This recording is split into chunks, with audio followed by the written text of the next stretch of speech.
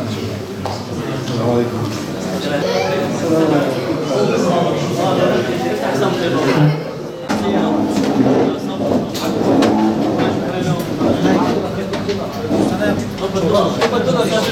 ربنا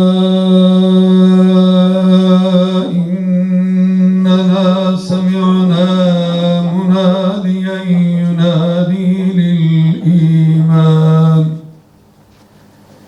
للإيمان أن آمنوا بربكم فآمنا ربنا فاغفر لنا ذنوبنا وكفر عنا سيئاتنا وتوفنا مع الأبرار ربنا وآتنا ما وعدتنا على رسلك ولا تخزنا يوم القيامة إنك لا تخلف الميعاد صدق الله العظيم. Hayatımız yani İslami hayatımız açısından da en önemli noktalardan birisi de sadece Türkiye'li Müslümanlar için değil, sadece bizim vakfımız için değil, alem-i İsa'nın tamamı için Gazze ve Kuds-i Şerif, Mescid-i Aksa ümmetin bir araya gelişine vesile olacak ve şu anda ümmetin de elhamdülillah bu konuda müttefik olduğu, ittifak ettikleri bütün dünya ülkelerindeki Müslümanların tamamına, hatta Müslüman olmayıp da mazlumlardan yara olan her insanın dikkat ettiği dünyanın en önemli noktalarından birisinin ahalilerini biz misafir etmişiz.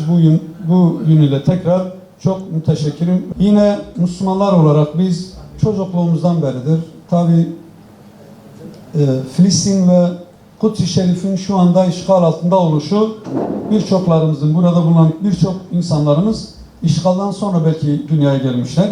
Biz de çocukluğumuzdan beri takip ediyoruz ve hakikaten Kudüs meselesi hiçbir camianın, hiçbir siyasi partinin, hiçbir ülkenin sorunu değil, bizim kendi iç meselemiz olarak görüyoruz. Yani biz dünyadaki birçok mazlum, mağdur yerlere yardım yapıyoruz bir hayır kurumu olarak, ama biz Gazze konusunu, Kuds-i Şerif, Mescid-i Aksa, kısaca Filistin sorununu biz kendi iç sorunumuz olarak kabul ediyoruz. ليست لأهل فلسطين فقط وإنما هي جزء من عقيدة المسلم. فلسطين والقدس هي آية من كتاب ربنا تبارك وتعالى. سبحان الذي أسرى بعبده ليلا من المسجد الحرام إلى المسجد الأقصى الذي باركنا حوله.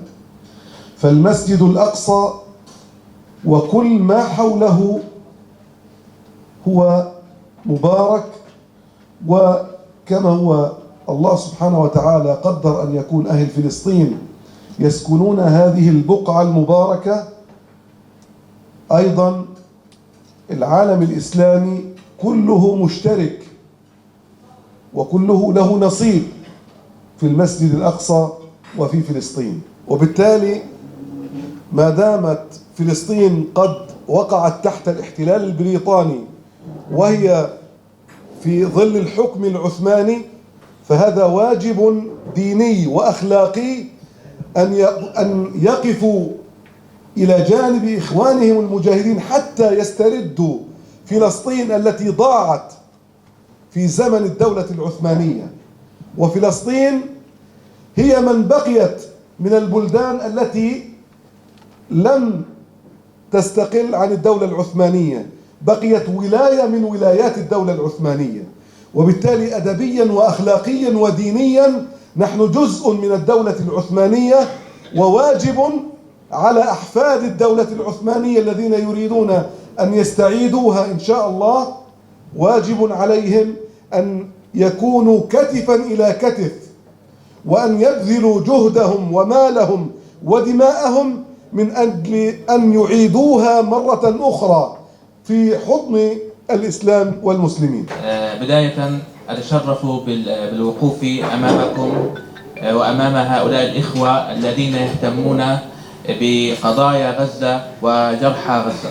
إن الناس في غزة عندما يعلمون بأن لهم إخوة حول أنحاء العالم وهنا في تركيا يجتمعون من أجلهم سيدخل السرور إلى قلبهم.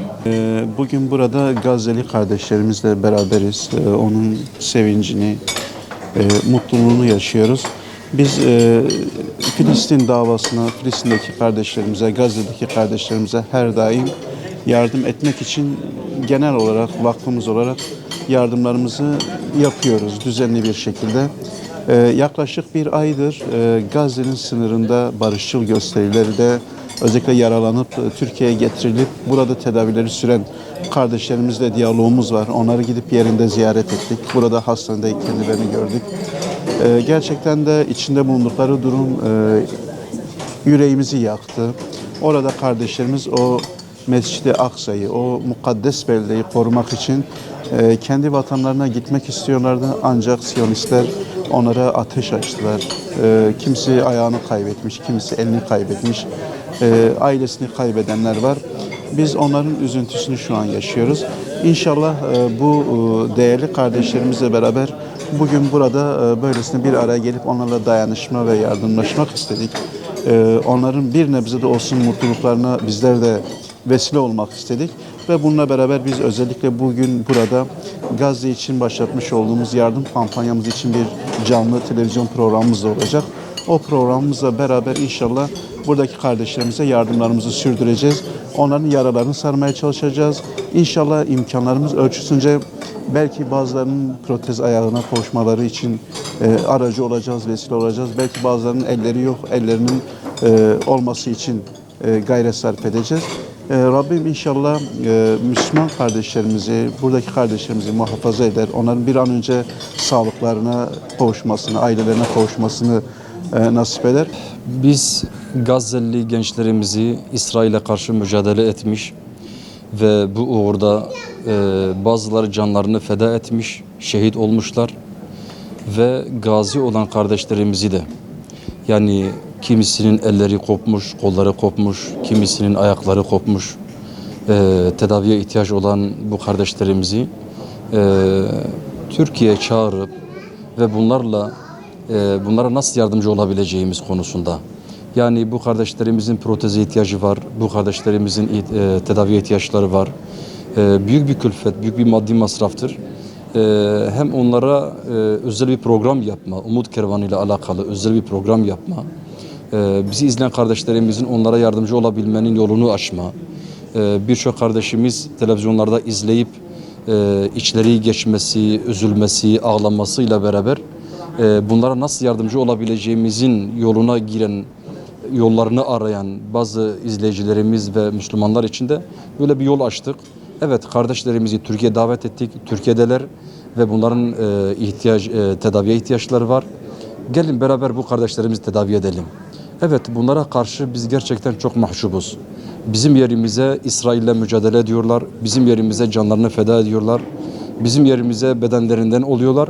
Biz de bu kardeşlerimize neler yapabileceğimiz konusunda Umut Kervanı olarak hem canlı bir yayın yapacağız inşallahü teala ve hem de bir nebze olsun acılarını unutturmak için de bir yemek davetimiz oldu onlar için ve onların katılımı için de onlara teşekkür ediyoruz. Allah onlardan razı olsun diyoruz.